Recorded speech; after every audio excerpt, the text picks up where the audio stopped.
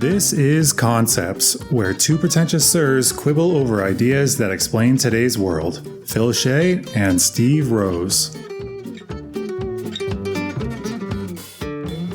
My name is Phil Shea. I am writing for makeaskillcheck.com, and you can find more writing by me at hittingeject.com. Steve? My name is Steve Rose, and you can find more about me at steverosephd.com, where I write about mental health and addiction. So today, preamble, we have a special guest. His name is Matt Beat, and he is a high school social studies teacher, video producer, podcaster, and musician based out of Kansas. He has taught various subjects in the classroom from grades 7 to 12. His YouTube channels, Mr. Beat and The Beat Goes On, have accumulated around 400,000 subscribers and 80 million views, helping expand his classroom to around the world. Beat's specialty is in American history, but he also has a big passion for geography and economics. He has a band called Electric Needle Room, which is most known for original indie pop songs about all of the American presidents. Matt also co-hosts an iHeartMedia podcast called Jobsolete.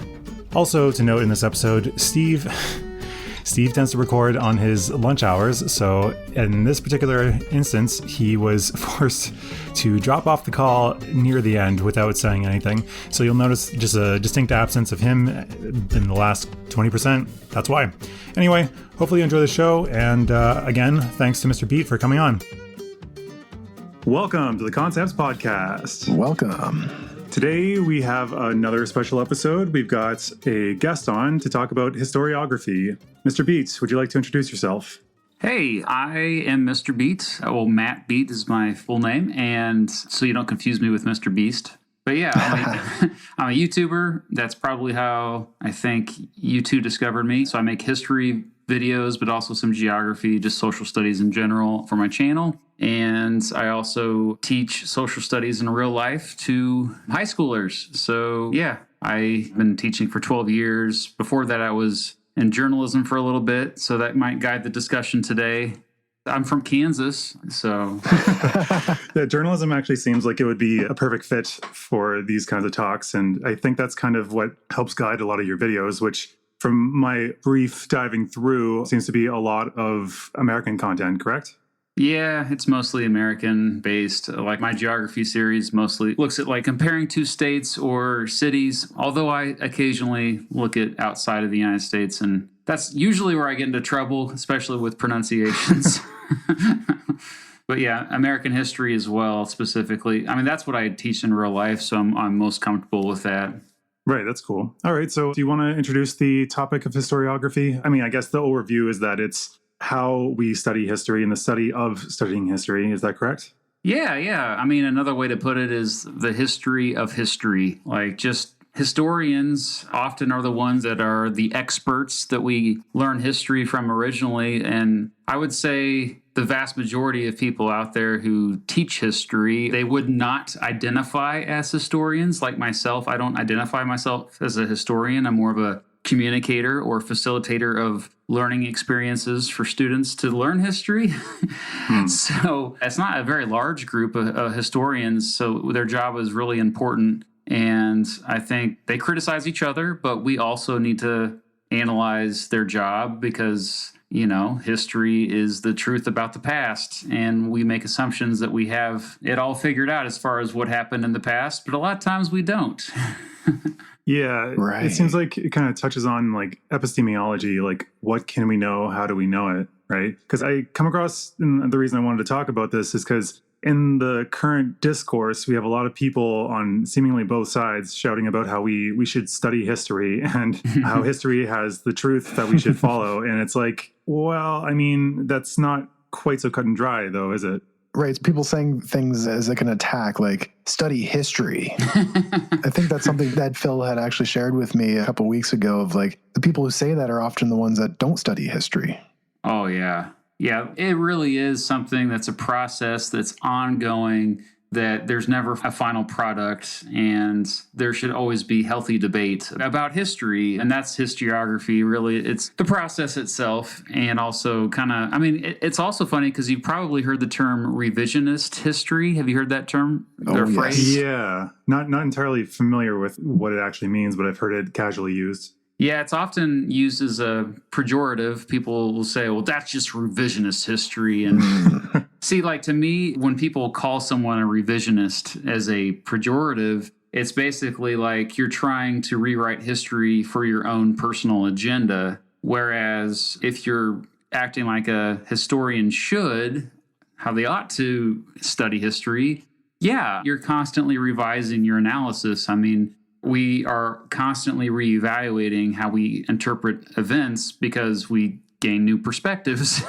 And so you're constantly revising. So I think that the key, the difference between like, say, your revisionist dude on the internet and a historian is the historian is not supposed to come at it with an agenda. Although we've seen plenty of historians have done that. So that's why historiography is even more important, because we got to look at those biases and agendas of these historians as well. Wow. Right. That's pretty meta. It's like the study of history. And we've talked about meta on here before, but I see the purpose there because you're criticizing potential biases among the historians themselves.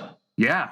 Oh, yeah. And I love to get meta. Epistemology, you mentioned that earlier. I don't remember which one of you said that, but that's essentially, another way to put it, because you really see this in every scientific community too. People like to think also that I keep generalizing here, but just bear with me. I mean, we're talking about really broad topics, so I can't really blame you.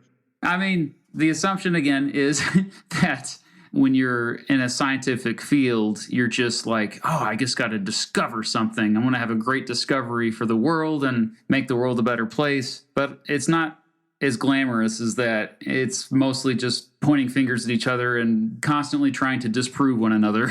That's actually good, though. We want that, the less glamorous stuff. Yeah. Because my parents and grandparents, they didn't go to higher education. And I mean, they studied some things like nursing or quality assurance or something like that. But they seemed to see pop science reporting being like, study finds X. And they're like, they said the opposite. They said study didn't find X before. And they keep flip-flopping. But it's like, these are individuals' cases, one study. They might not agree. Also, journalists tend to, these days especially, go for more inflammatory things. But when you were talking about revisionist history, before we move too far off that, it reminds me very much of calling a politician a flip-flopper. It's like, you came up with new evidence and you changed your mind according to that new evidence. So that's somehow seen as a bad thing. Yeah, it should not be a bad thing. No, for sure. So I also found myself, when looking into this topic, I was finding myself going down a rabbit hole of pseudo-history, which I guess is exactly what they're kind of maybe kind of labeling people as. But it seems kind of like a funnel towards conspiracy theories. Do you have any real takes on pseudo-history? Well, I think to simplify what that means, it's better to give examples of pseudo-history. It's basically bad histories. There's even like a subreddit, it's called Bad History, and they just like go through all these bad takes on the methods that historians are supposed to use when trying to figure out if something is true or not. They misrepresent records or misinterpret. A lot of times it's just cherry picking. Again, you're starting with an agenda, like ancient aliens. Like you never have like a historian who starts with an open mind saying, I'm just going to study the possibility that aliens, built the pyramids. It always starts with somebody who's like, aliens built the pyramids and now I'm going to prove it. That's always how it is. Like, same thing with conspiracy theories. I think conspiracies are very real. We've seen by studying history that, there was a conspiracy to kill Abraham Lincoln and it mostly failed. If that sounds weird to everyone, like, what? Lincoln died. Well, yeah, that one went through, but the other people that were supposed to be killed, they all failed. So it was a whole conspiracy to kill multiple people, not just Abraham Lincoln. But like a conspiracy theory is basically you're already making an argument without going through the process of studying history. So jump to another assassination, JFK. I think it's perfectly reasonable to question the Warren Commission, which was the official report that looked at the John F. Kennedy assassination. But a lot of times what happens is people don't start with like, let's just re-examine things. They start with the Cubans killed Kennedy or the mob killed Kennedy. And now I'm going to, fill in the blanks on my own. So does that make sense? Like I'm rambling. Oh, completely. You're going in with an open mind and asking a question or maybe even having a hypothesis, but not going in with the conclusion and being closed and trying to fit the information to your conclusion, and in the process leaving a lot of other information out selectively, and so cherry picking and all the rest of it. Yeah. and ideally seeking out information that'll disprove your hypothesis, seeking the null hypothesis, the opposite, assuming that what you think is true is actually false. Actually, when you touched on conspiracies, I'm not a big fan of conspiracy theories and all that stuff, and I think that a lot of them are obviously, I mean, the name implies complete falsehood. But I think it's interesting that there have been historical conspiracies, and one of which I read a book on by Ryan Holiday about Peter Thiel taking down Gawker Media through Hulk Hogan. Have you heard about that whole story? No. No, okay, it's a bit elaborate, but yeah, it's interesting. It's like a whole book on like factually following it that like Gawker Media does no longer exist, and it was tied back to Peter Thiel's actions. But I don't know, maybe that isn't as valid as the book makes it seem. But generally, I don't dive into these. But I had some points on pseudo-history there. Apparently, it has two common features, which are that it's almost always motivated by political, religious, or personal agendas, frequently presenting a big lie or sensational claim that will require a complete rewriting of history, which obviously breaks parsimony. And the other one is the idea that there's mainstream history over quote unquote true history, whatever mainstream history is specifically, I guess. Yeah. I do worry constantly about these terms that we use because it makes it more confusing. But I think if we just say good history and bad history, that would maybe we should do that. That's pretty parsimonious. Yeah, anything that's not plausible or evidence-based, or you are using logical fallacies to reach conclusions, that's bad history. Or I compared a lot. Well, I brought up my journalism background for this reason, is because like an investigative journalist, they are explorers, they are gatherers, they find as much evidence as they can, they make conclusions later, but the conclusions always have caveats. They're not like, laws. They just are noticing patterns and stuff, and it's meant to be a piece of a larger puzzle anyway. You build upon it later. And also, like, a good journalist, in my opinion, brings you along with them and says, okay, you can kind of see that this is through my lens versus just like any objective lens. That's really impossible to do anyway, like to just have an objective viewpoint of any event. Yeah, actually, that ties in really nicely to an episode we released recently on naive realism, where people just assume that they see the world unmitigated and it's just, these are the facts. Obviously, if you don't agree with me, you must be biased severely. Yeah, that's funny when people call me biased, and I'm like, yeah, I am. What's your point? And we all are. Yeah. We all are.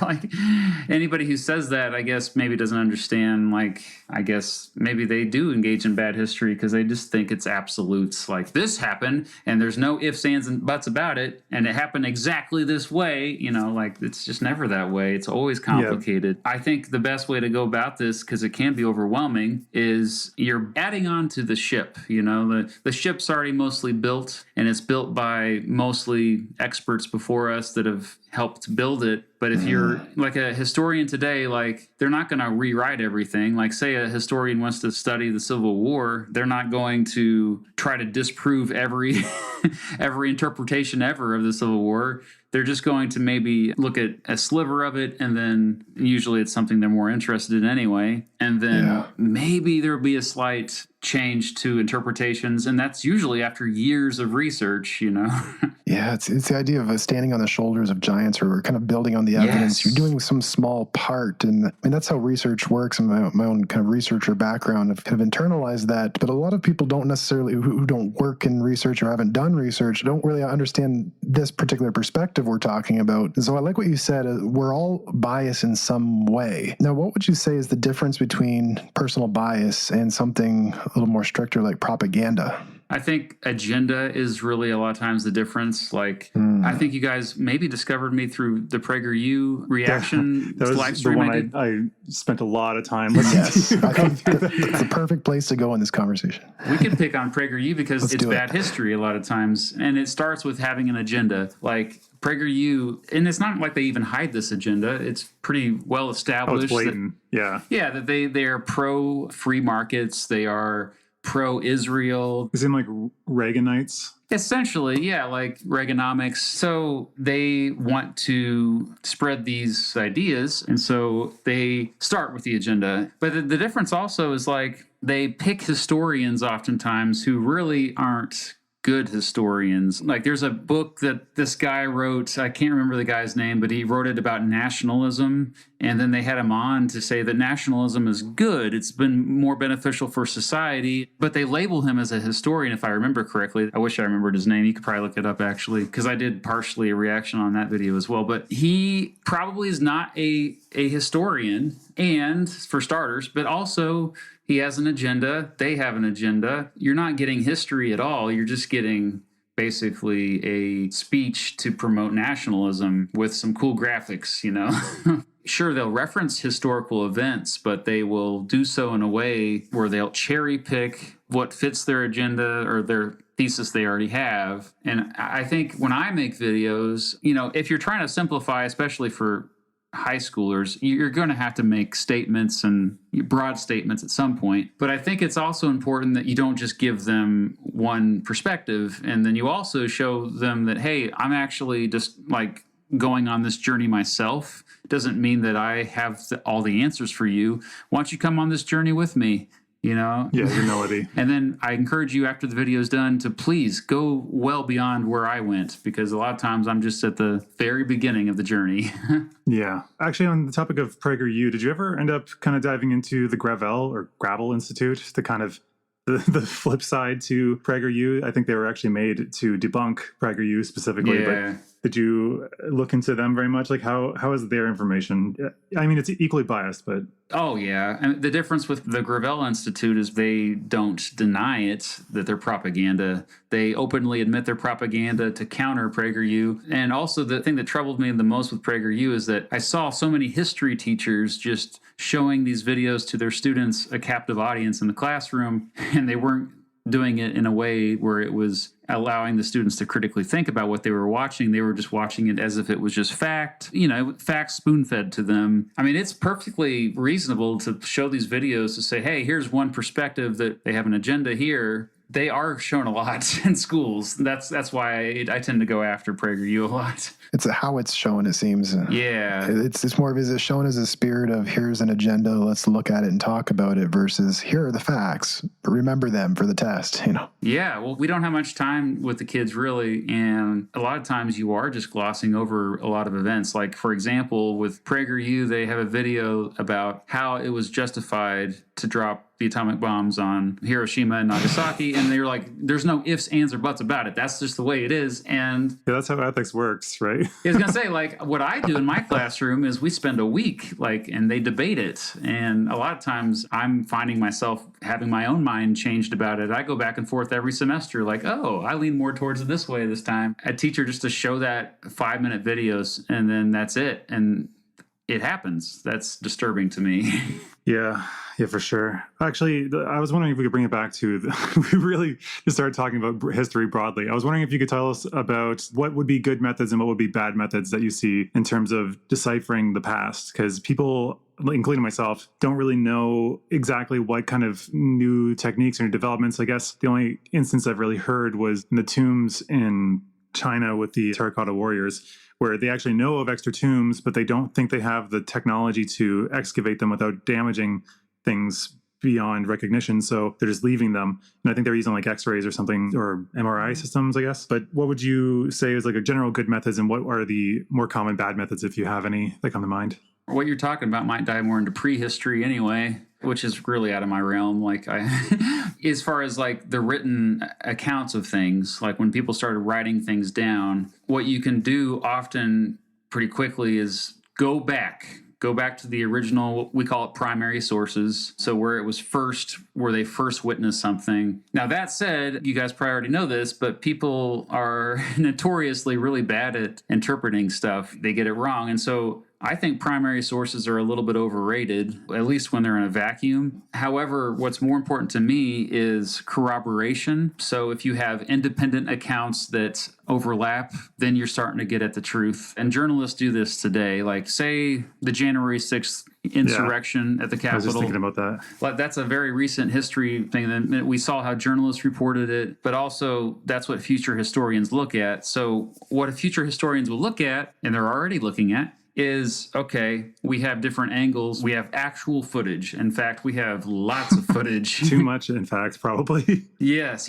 And then we have even like 10 times as much reactions to that footage. And like you even have a well-established media outlet like the New York Times that put together a documentary. But at the same time, they are also they're making the editorial decision to choose certain clips, and they may have the agenda to make these insurrectionists look worse than they are, I would assume, just based on, the reputation of the New York Times. So you got to take that with a grain of salt. But also, I think the most important thing, like with all of this footage, is that you're seeing like patterns emerge pretty quickly. And that's when you know you're getting at the truth. And it's not just like he said, she said, they said. So corroboration, I think, is the most important thing when you're trying to figure out the truth about the past. And then I'm going to step in there for a second because I wonder if you think that today corroboration is actually more or less of a strength, because I've written for blogs around and they often require you to write about stuff that you can't find anything on, and you find a single source that's talking about it. And then suddenly everyone is reporting the same thing, but it's all from one source that's possibly factually incorrect, right? I'm glad you brought that up. Actually, I was getting ready to say the next thing that you look at is credibility. Now, that is also increasingly becoming like, oh crap, where do I go to for credible news? But at the same time, we know who like has a record of telling the truth and who doesn't, who has a good record of keeping good records and who doesn't. So like, the census, I think, is a very credible, that's an institution where we get lots of data about history and they have a good track record overall. AP, Associated Press, that's one of the best news media outlets over the last 50 years. I would say that when you talk about authority, like there are certain sources you absolutely have to value more than other sources. And so primary sources, corroboration, credibility, like authority from certain sources over others. What am I missing? There's something else here I'm missing. Anything you can think of that I haven't mentioned? I bet you could.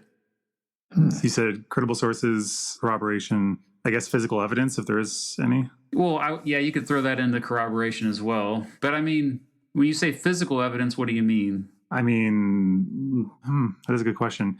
I guess I would think like artifacts that show that something happened, like say still the January 6th thing, like the spot where violence took place, where there would be like blood spatter and other such things like that. You could go direct to the source and look at it perhaps. I don't really know. I'm sure they clean these things up, but I guess it's still going to be kind of secondhand because like you'll have like police reports and stuff. Yeah, no, that's good. I guess that's something we forget too. Yeah, like, so it's also not only being a journalist, but being a detective. So like a lot of times you are like cross-referencing. I guess, DNA has become increasingly more a part of. In fact, there's a genealogy channel right now that he's actually looking at my family tree. But it's amazing how that's actually giving us a better picture of history than many other things these days. Like just looking at DNA, it's amazing. Right. We have these genetic tests like 23andMe where you can kind of get your family lineage mapped out through your genetics. And I've heard some criticisms. We're in Canada, so the CBC did a journalistic piece kind of criticizing some of the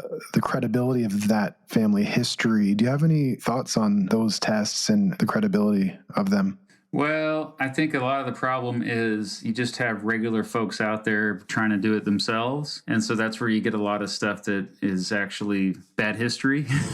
But if you have genealogists doing it, they are trained as historians. And I think that's the issue, is because it's decentralized so much that just anybody can edit stuff. And then if they edit one part of the tree incorrectly, it can screw other parts of the tree. I mean, there's one site where you can get a family tree for the entire existence of all humans. No. Yeah, it's let me see if I can find it really quick.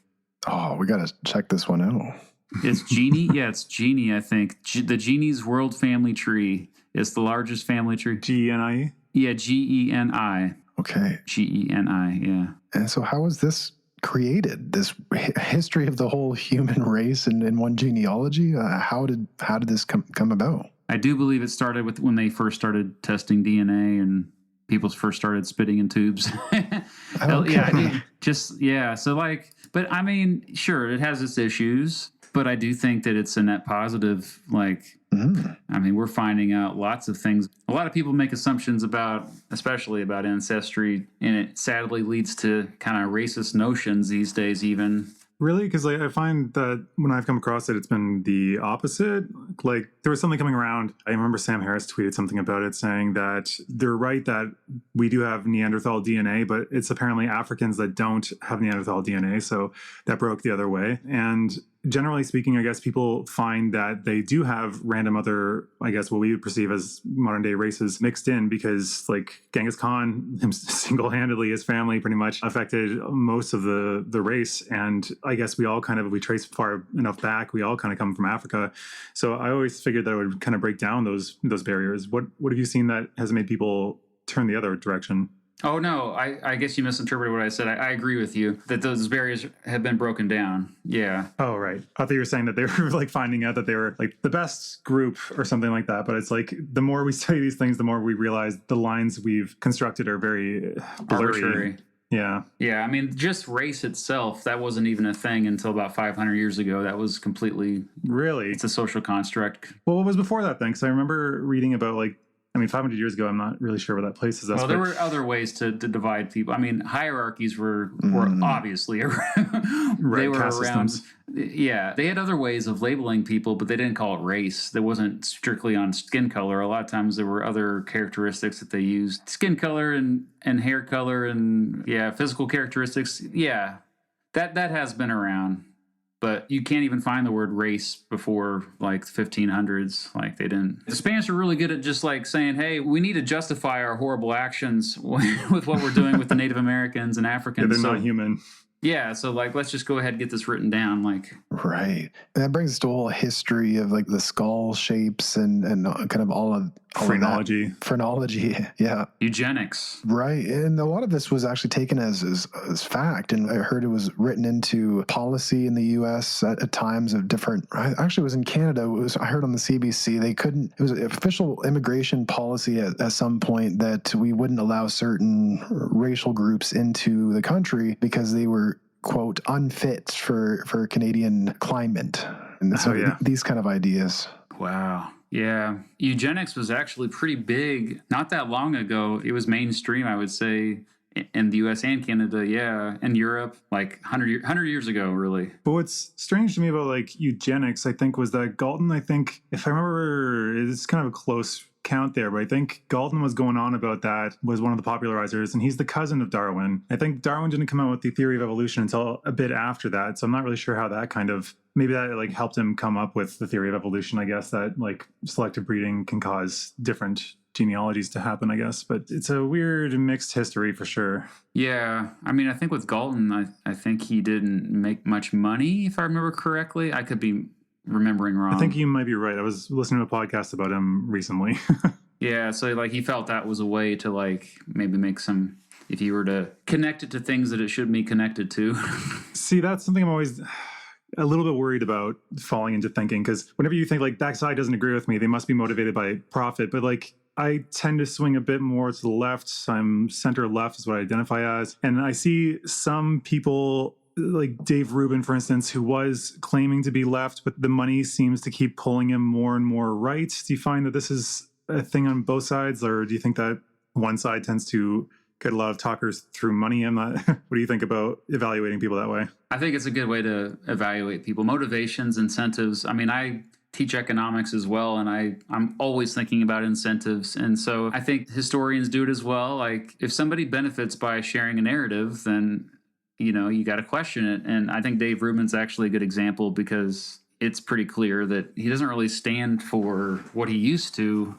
And you see it like once he started getting some Wilkes brother money from the Wilkes brothers are those rich oil barons that they're the main ones who donate a lot of money to those conservative media outlets. PragerU's one of them. I should also point out that Dave Rubin claims to be a former left person that was red-pilled, quote unquote, and moved to the right. He's a host of an interview show on YouTube, and he's known for being kind of like a wet noodle of a interviewer. He never pushes back. He asks very flattering questions and doesn't actually challenge any of the presuppositions on there. At least that's his reputation that I've heard, because we tend to throw around names and we forget that a lot of people don't necessarily consume the same media as us. It's so nice to not know about who he is. That'd be great. Yeah. Also, just in general, but yeah, like I think you have to look at follow the money is a trope. It's cliche, but it's true. Right. It is so true. Right. Like you can't ignore that. And on the other end of it, it doesn't necessarily invalidate someone, because I hear this thrown oversimplified in a way where people are like, well, he can't be telling the truth because that's his motive. And yet that's a logical fallacy, because it would just be suspicious on the basis of someone's potential motives, yet it doesn't invalidate them necessarily. Ad hominem. But I think at the same time, it depends on how broadly we're using that. Because like if you're taking money from like a giant oil baron, then that's on you kind of for like compromising your integrity by taking this money, because like it's going to paint your opinion. And so in that time, I think it is actually quite valid to be like, wow, to get like a mountain of salt. Well, it's also like if you have these beliefs anyway, before the money comes in, what I often see is that's the case with a lot of pundits. You know, they have these beliefs, but then the money comes in and they become a little bit more hardline, but the beliefs are there anyway. So I think most of them, like Ben Shapiro is a great example. He's another. I was just thinking of Ben Shapiro. Yeah, he believes it. He really does. He did well before the money came in. And so like, do you see it on everywhere, like with left-leaning folks too? I mean, I think you see it to a certain degree. It's more implicit than explicit. I think a lot of times they don't even realize it. Like it's like my audience even, like they want me to cover certain topics in history. And if I want to cover something else, like, well, I know that's not going to get very many views, so I'm not likely to do it. Like I just released a Civil War video and it didn't do very well because my audience is used to political history, not military history. And like, oh crap, what did I do? Because I was all excited. I visited this place and I wanted to share about it. And I'm like, oh wait, they don't even care about this. Yeah, that is true. Because like that's how the algorithms kind of work these days.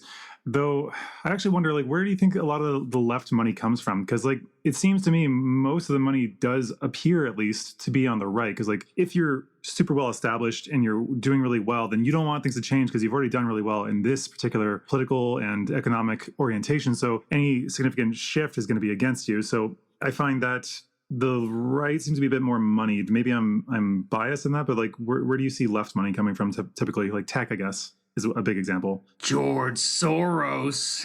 What is he famous for? Yeah, the name gets thrown around by conspiracy theorists a lot, and I'm just like, what is he famous for exactly? Yeah, I made a video about him, and because I was fascinated by this too. Like my aunt would constantly talk about Soros, and I asked her like, well, who is George Soros? And she's like, well, he's the Antichrist, and that's all she would say. Yeah, that's informed. My relatives are a little crazy, but anyway, no, you're right. Who's aren't really? If you look at the political donations in the United States, like I don't know if it's the same in Canada, but it's pretty clear that one side's benefiting more. And I think that's not just your bias or my bias. It's just facts. And so that's like logical. It's rational. You look at if the system in place is helping you, then you want to keep that. So a lot of times the ones who want to shake things up, especially redistributing wealth, especially that, you're going to have a hard time raising money.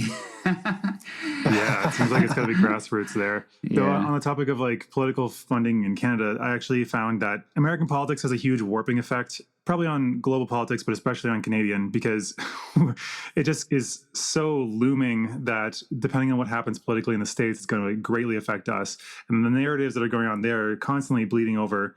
Like I have relatives who are very big on Fox News, so I have to kind of endure some of those talking points. But apparently here, one of my friends she's a lawyer that works in lobbying. And apparently in Canada, you're only allowed to give token gifts, like I think at most like $25 to $50 to contribute. Otherwise, you can't actually give direct contributions, I've been told. Though I asked her and she just didn't respond. So I'm wondering if there's something there that like the whole talks after you finish in office, after giving a bunch of benefits to all these places, then you go around and get very lucrative talks to enrich yourself after having scratched their back. I think that could still be an issue, but here it seems that we've somehow gotten that out of there or maybe stopped it altogether. But there's always people trying to get it in there. But yeah, that's inspiring though that they've seemed to have got a handle on it, because it's the opposite down here.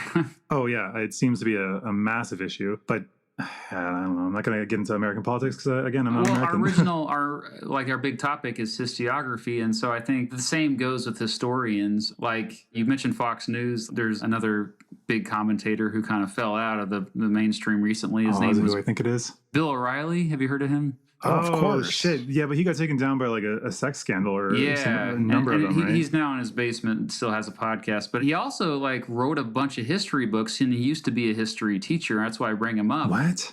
Yeah, but this is a guy who clearly like wanted to indoctrinate children. And if you look at all of his books, his history books, I've read actually a couple of them because my dad, shared them with me. And but you can pretty quickly see like his values that come out and the way that he writes about history and the sources he uses, like. And also, like, a lot of times if you want to be like a counter narrative, that can actually be lucrative. You can get some money for that. Because, like, I have the real truth here and you've all been lied to. People are like drawn to that. Yeah, it's the same appeal of conspiracy theories. And so there's actually a book that, I'm known online as the presidential history dude. And so I'm reading presidential biographies all the time. And I found a lot of people talking trash about Grover Cleveland, who is one of my favorite presidents. And, I'm biased against these people talking trash, and I usually stick up for him. But one day I was just like, you know what? I'm going to see what this is all about. And the crux of it is, like, he allegedly sexually assaulted a woman and then had, like, a baby with this woman and then, like, essentially abandoned this child or prevented the mom from having access to this child. And so I finally studied it, and a lot of it came down to one book. And I think this guy that wrote the book, he realized that, this could be a moneymaker. This is not a historian. This is just a journalist who doesn't really have a history training. And I read the book, and the sources that he used can all be traced back to like 3 newspaper articles that were sensationalist when Cleveland was first running for president. And these newspapers were biased. They were pro-Republican, anti-Democrat, which means they were biased against Cleveland, trying to not to get elected. And when your whole entire book is mostly leaning on these 3 newspaper articles, like, I'm sorry, like, and I know you know nothing about Grover Cleveland, because why should you?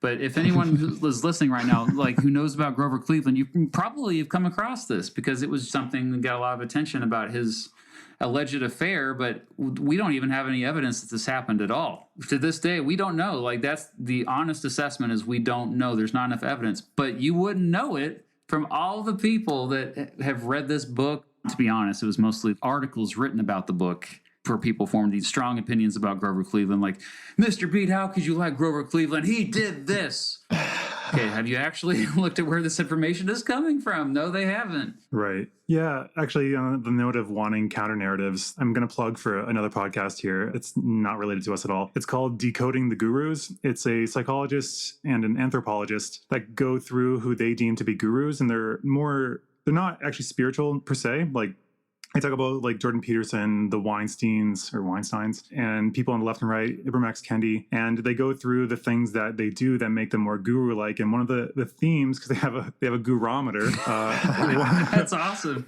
Yeah, it's actually a great show. But they talk about how one of the very common themes is that they talk about how you have to be very clever to follow this. Only the ones that are clever in my audience will get the subtlety of this point. And they'll use like very elaborate and complex language to make a very simple point a lot of the time. So then people will feel that they're on this inside and they're getting this information that is missing. And usually it has to do with how the establishment can't be trusted, or that the mainstream is completely leading us astray. And some of that, I guess, can resonate because like mainstream media today has lost a lot of its credibility because of, like we've talked about before, the profit motives. It's mostly just about attention and less about actual fact breaking. So it's interesting seeing how they break that down. Another thing I was going to ask you about earlier was ProPublica. Are you familiar with that publication? Yeah. What do you find their reporting to be like? I know they're, I believe, entirely sponsored, donated, and it's all 100% investigative reporting. It's How great. do you find them to be? I love them. Yeah, they're doing great work. I don't know probably enough about them as I should, but from what I've heard, it's very positive. Well, that's good. I think the key thing we're looking at here is the difference between bias and agenda, and how agenda creates these bad history, really, was what you're saying. And even though we all have bias, I think the key part there is to remain open to not knowing, and more of a curiosity kind of framework. And so that even though our bias, that doesn't invalidate that we can still have or find some valid facts about what reality is and history is, really. Not that it's the 100% truth or it's a law that we're creating, but I think it's the attitude of openness versus kind of this closedness that might be at the core of it. What are your thoughts? Yeah, exactly. And the counter to that is always like, well, what do you want? A bunch of people that are just walking around never sure about anything? They're too open-minded? And that gets annoying too. Like, no, like obviously we have values. All of us have values. We have stuff that we believe in. There's no way. I mean, those are formed a lot of times when we were kids, So it's like, I don't think you're getting rid of those. However, I think that it's always like when I talk about agenda, I guess the best way to put it is instead of like first having everything figured out and then going to search for evidence, you start with not having anything figured out in terms of new information. You know what you value, you know what you stand for, you know like your own beliefs, but there's always new information that's thrown at us every day, especially in the information age we live in. We're constantly bombarded by it. So I think that it's healthier, just as historians do this, just as journalists and detectives do this, is that when new information comes at you, you are not looking to take it and basically fit it into, or like ignore evidence that doesn't fit your agenda, or only seek out evidence that does fit your agenda. That's essentially it, yeah. And also, I think what you're saying is, I guess people are saying they want people to be rational about everything and remove emotion from stuff. But what we found in psychology is that like people who actually have, I can't remember what the damage was, but they couldn't make decisions when they didn't have emotional responses to stuff. They would sit there going back and forth and weighing the pros and cons, and they end up taking no action at all. And I think it's kind of a middle ground where it's like, okay, this is the general information we have. This is the best information I have. And all of life is pretty much making decisions with uncertainty, right?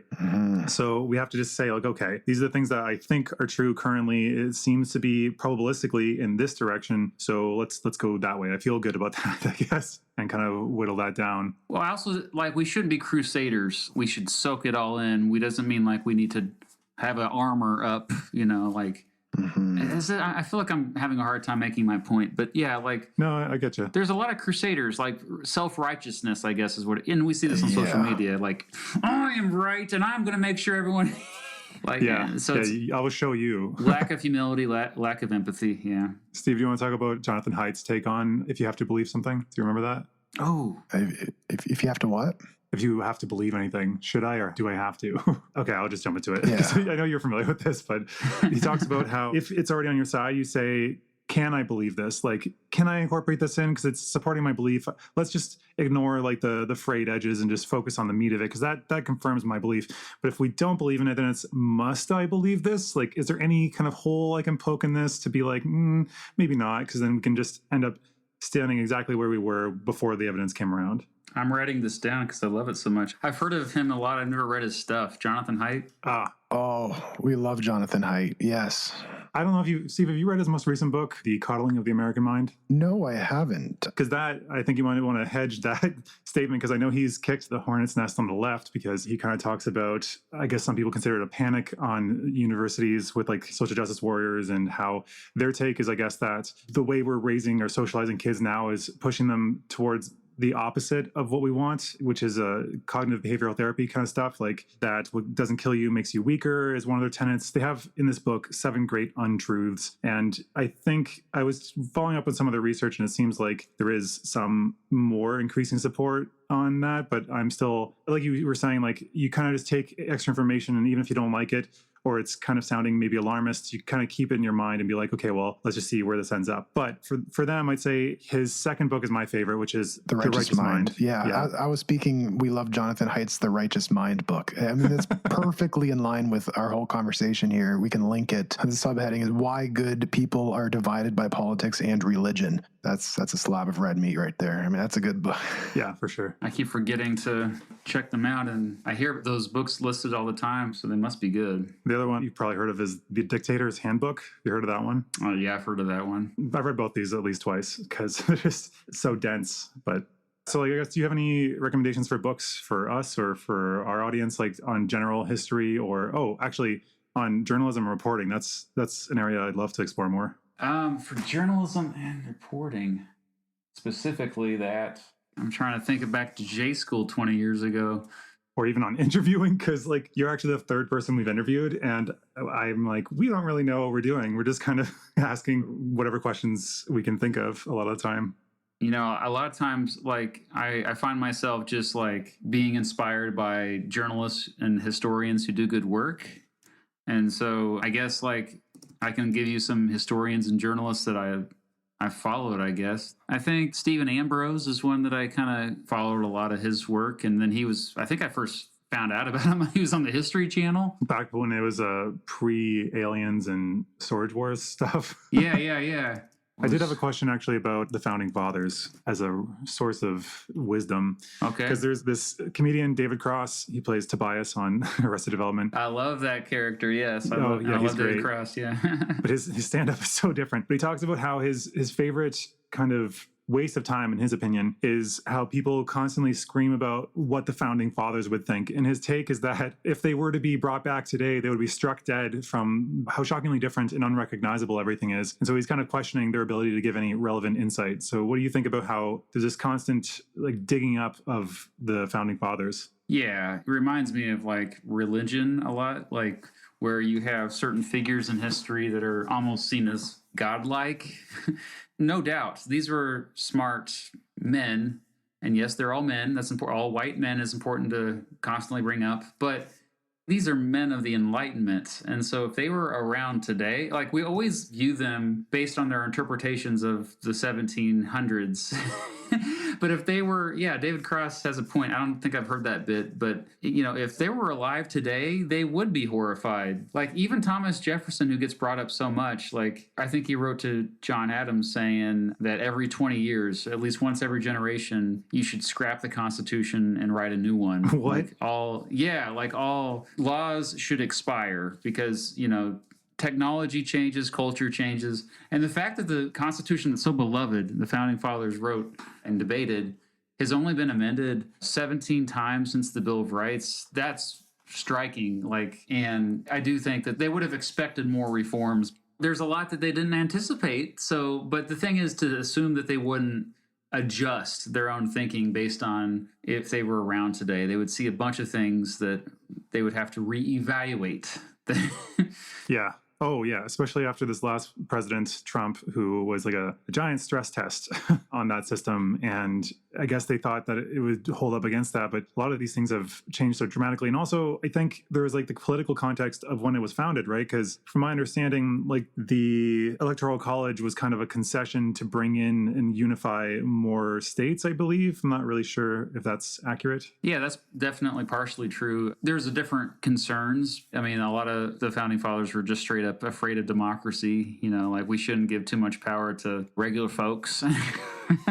And so that was a big, but also, like to small states were really worried about having their voices drowned out by large states. And you still see that's the biggest argument today, I think, for keeping the Electoral College is we want people in smaller states to have their vote counted more, which I personally disagree with.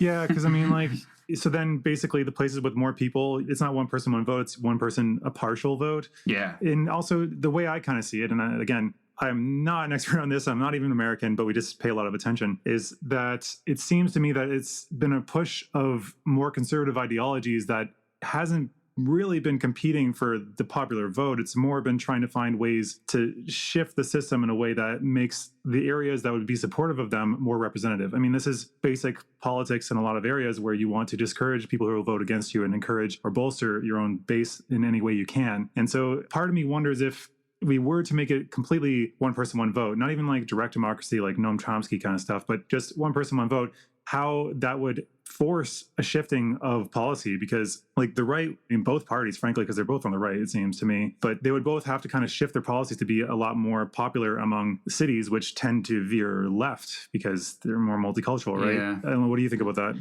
Yeah, no, undoubtedly. And back to the Founding Fathers, if they were alive today, they would have been like, you only have 435 representatives. That's it. Like their minds would be blown. Like, you're telling me that your country has 335 million people and you only have 435 representatives for all of them? Yeah, so like we're supposed to be a representative democracy and we really aren't. Because like you look at who represents us, and their approval rating is so low because we feel as citizens we're not adequately represented. So there's your answer. And then the democracy index actually is something I've been paying attention to lately. The States, I think you guys were 24th in the world for democracy. Canada, in contrast, was 8, which a lot of Canadians will balk at because they think that we're losing our freedoms and stuff. And it's funny because, like, again, like a lot of American rhetoric gets pushed over here and it doesn't really fit, but they feel it's true. So they keep screaming about it. But recently, I think the US fell to high 20s. Formerly, you guys were just behind Japan, which was surprising because, like, former imperialist Japan is actually slightly more democratic than the US by supposedly independent metrics and independent evaluators. But I guess people who don't like that will probably just attack the sources of that information. What do you think about this? I think it's pretty accurate. But the thing is, a lot of people, at least they say they don't like democracy here. Like, I noticed the trend recently that it's cool to say that democracy is overrated, like that people shouldn't be trusted, bring back the hierarchy type of deal. And it's disturbing. But these are the same people that don't even like authorities and don't like experts, right? These are often the same people. So it's like, what do you want? Like, you don't even know. Maybe you're an example of why we shouldn't have democracy, I guess, because, like, you can't handle it yourself. I don't know. Like, I'm not arguing against it. Yeah. But one final question, actually, because I want to be mindful of your time. We've been a little bit over an hour. The Forward Party, have you been paying attention to Andrew Yang and anything along those lines?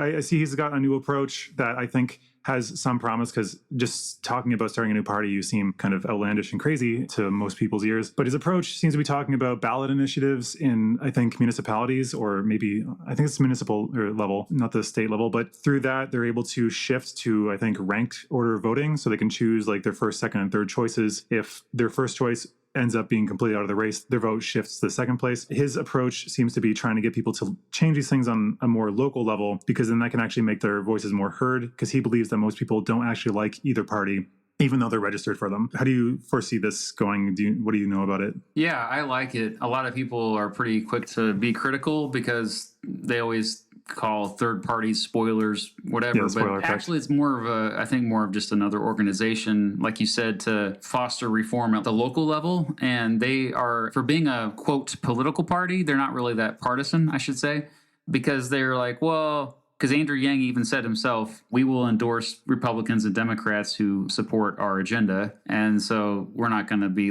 just only running forward party people. But the thing that's most appealing is that the reforms are called at the local level. They're not there to only run a presidential candidate. And ranked choice voting is the premier issue that they're running on. And I think it's great. And UBI there. Oh, yeah, UBI, of course. That's right. And I think that we're already starting to see some shifts happening, and Fargo, North Dakota has ranked choice voting. Maine has ranked choice voting. New York City has ranked choice voting. In these little towns across the country, you're starting to see it. And I think it's going to spread when people realize, oh, this is actually helping us more than... Yeah. I mean, it might be a little bit more complicated, but it's really not. Once they do it once, they understand it. So yeah, because I mean, it's not really that complicated. It's when you have to figure out where your votes go, but in the actual act, it's okay, you can pick as many of these as you like, put them in order, or just if you only like one or two of them, just put 1 and 2 beside those. Because then we're voting for the things we actually want, as opposed to voting for the one we hate the least. Because that's kind of how it ends up going, right? Yep. Do you guys have a burning the ballot there? Because here, if we don't like the political parties and the options, we can choose to vote, but it's kind of like an abstain vote, where you are burning the ballot, meaning that you're showing, I do not like any of these options. It's more of a protest that's probably not going to go anywhere. But do you guys have that option? Nevada has none of these candidates. It's a voting option there on their ballot, so you can just say that I don't like any of them. But I'm pretty sure that's the only state that does that. Does it actually have any effect, do you think? Well, I think it's been good for the state, because I usually like what Nevada's doing out there. It's generally made it so there's, I think, been better candidates out there, and a lot of them still suck. But there seems to be some, a little bit more independent type candidates that run in Nevada compared to other states, because it's been around for a while, this option. So, but I don't know. I don't know off the top of my head, how many actually vote for that. None of these candidates. That's an interesting thing to look up. Oh, yeah. I just Googled it here. Dang. Okay, so in 2018, it was almost 2% of the vote was for the gubernatorial. For the Senate, it was 1.6%. Yeah. So non-0%. That's interesting. All right, well, I guess that's it. I don't want to take any more of your time. So thanks for coming, and we hope to talk to you again sometime. Yeah, it was a great conversation. Thanks for having me.